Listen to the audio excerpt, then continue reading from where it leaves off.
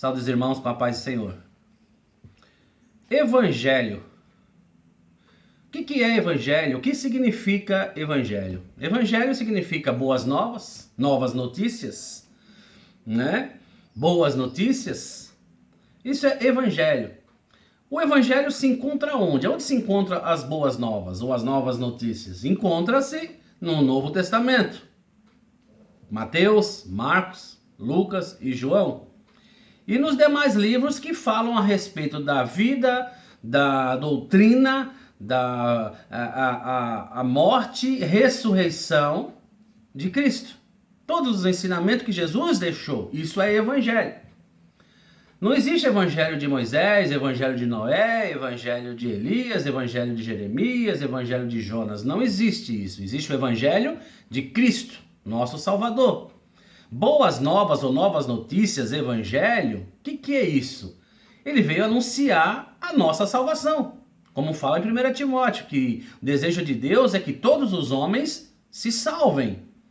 João 3,16, que Deus deu seu único filho para que todo aquele que nele crê não pereça, mas que tenha uma vida eterna, a salvação. Então hoje, quando se fala os quesitos, as questões em relação à salvação, que é a boas novas, que é o verdadeiro evangelho, as pessoas não veem desse jeito, não querem desse jeito, não aceitam desse jeito. A gente prega, ensina, como o próprio Jesus veio, ensinou, mostrou, e você conhece a palavra, que as pessoas em determinado período aceitaram mais a Barrabás, aceitaram mais ao mundo, a Barrabás e os seus desejos e as suas concupiscências, né? E rejeitaram, crucificaram o autor da nossa salvação. Hoje, quando a palavra é pregada, é ensinada, porque existe essa leva muito grande de pessoas, abre aspas, fecha aspas, e diz cristãos evangélicos, mas pelos seus frutos conhece as árvores, que os frutos que eles estão apresentando não são frutos dignos de arrependimento para a salvação. Estão dentro de uma igreja, denominação, mas não estão com o verdadeiro Cristo, o verdadeiro Deus. É bíblico, está lá em Gálatas. Que me admirais, que passais tão depressa daqueles que vos chamou na graça de Cristo, que nos chamou para a salvação pela graça de Cristo, para um outro evangelho, qual não é outro. Mas porém que alguns distorcem a verdadeira palavra. Então, eu quero compartilhar com vocês algo que diz em 2 Timóteo capítulo 4, no versículo 1 em diante. Mas eu vou ler toda essa passagem, mas eu vou atentar para uma coisa só. Versículo 1 de 2 Timóteo 4. Conjuro-te, pois, diante de Deus e do Senhor Jesus Cristo, que há de julgar os vivos e os mortos na sua vinda e no seu reino, que pregues a palavra a índices a tempo e a fora de tempo, redargues, repreendas e exorta com toda longanimidade e doutrina. Algumas Bíblias falam longanimidade e ensino. No versículo 3 diz, porque virá o tempo... Amém? Porque virá o tempo em que não suportarão a sã doutrina, de Cristo, mas tendo comichão, coceira nos ouvidos, ainda no versículo 3, amontoarão para si, ou ajuntarão para si doutores, conforme as suas próprias concupiscências, doutores conforme os seus próprios desejos, mundanos e carnais.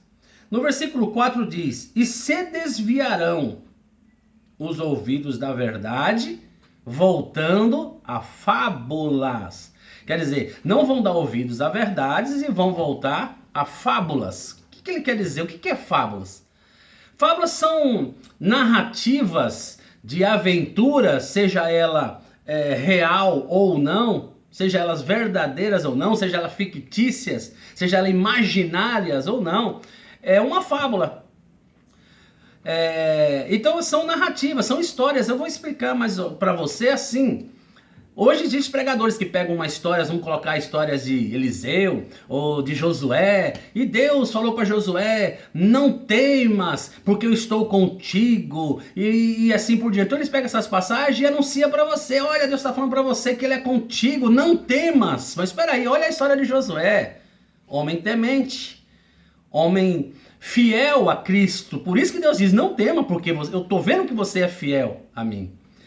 Então eles fazem essas fábulas, contam essas narrativas ilustrativas, enganando o coração dos incautos. Tá lá escrito. Quando se prega a verdade, dá coceira, não consigo ouvir essas coisas. Como é que pode largar as minhas vaidades? Como é que pode largar o que eu gosto de fazer? Peraí, negue-se a si mesmo e siga-me. Não é isso que Jesus falou? Negue-se a si mesmo. Você está entendendo até aqui? Fábulas, ele pega outras histórias, como você vê hoje, olha assim como Deus livrou Cedraque, Mesaque e Abednego na fornalha de fogo, ele vai te livrar, mas tem um detalhe, peraí, Cedraque, Mesaque e Abednego, ele entrou na fornalha de fogo, ele estava lá dentro da fornalha de fogo e livrou por quê? Conhece a história dos três? Conhece a história desses meninos? A obediência que eles tinham? Porque eles não quiseram se curvar a outros deuses. Por isso Deus o livrou da fornalha de fogo. Então hoje as pessoas estão servindo outros deuses e querem o que do Deus verdadeiro? O que está buscando do Deus verdadeiro? Eu não vou entrar em mérito porque é uma outra pregação. De quem é que está dando tanta riqueza e tanta prosperidade. É bíblico também. Outro dia, outra hora eu entro nesses detalhes. Então, pegar Daniel, tá lá no livro de Daniel. Daniel que saiu da cova dos leões, Deus vai te tirar das covas dos leões. Então eles contam aquelas histórias, né, mirabolantes, que eles teatralizado, que eles fazem. Isso são fábulas. Daniel, você conhece a história dele, por que ele foi jogado na cova dos leões? Porque ele orava. E tinha um decreto que não poderia, né, cultuar outro Deus que não seja o Nabucodonosor. E Daniel, todos os dias, todas as tardes, ele ia lá orar ao Deus verdadeiro. Por isso ele foi lançado ali da história. Então hoje o povo quer o bem bom, quer a riqueza e a prosperidade, e por cima ainda querem a salvação. No Evangelho de Cristo não diz isso. O Evangelho de Jesus não diz isso. Então eu gostaria que vocês compreendessem uma simples coisa. Quer salvação? Eu sei que você quer salvação. Mas tem que estar da maneira correta, certa. Por quê? 2 Tessalonicenses, no capítulo 1, no versículo 8, ele diz bem claro assim. Para você que está me ouvindo agora, para você que está me escutando agora. Foi só uma prévia daquilo que realmente a Bíblia nos ensina. No versículo 8, ele diz assim, de 2 Tessalonicenses, diz assim,